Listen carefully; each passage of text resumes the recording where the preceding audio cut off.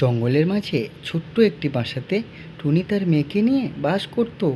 প্রতিদিনের মতো টুনি তার মেয়েকে নিয়ে খাবার খুঁজতে বেরিয়েছিল। খাবার খুঁজতে খুঁজতে তারা অনেক দূর চলে গেছিল। আর তারা যখন ঘরে ফিরছিল মাঝ রাস্তাতে হঠাৎ টুনির মেয়ে ময়নার খুব শরীর অসুস্থ হয়ে পড়ে। তখনই সে ওখানে বসে পড়ে। মেয়ের এই অবস্থা দেখে টুনি এদিক ওদিক জল খুঁজতে থাকে, কিন্তু কোথাও একটুও জল পায় না। শুধু দেখতে পায় একটি পাখির বাসা। তখনই সে একটু জলের আশায় ওখানে ছুটে যায়। আর ওই ঘরে থাকতো কালু কাক। তাকে একটুও জল না দিয়ে দুষ্টু কালু কাক টুনিকে উল্টো পাল্টা কথা বলে আর ওখান দিয়ে তাড়িয়ে দেয়। তখনই টুনি তার মেয়ের কাছে আসে আর অনেক কষ্টে তার মেয়েকে তার পিঠে বসিয়ে ঘরে ফিরে আসে।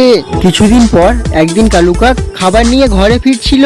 মাঝ রাস্তাতে তার খুব জল তৃষ্ণা পায় আর জল তৃষ্ণাতে তার গলা শুকিয়ে আসছিল।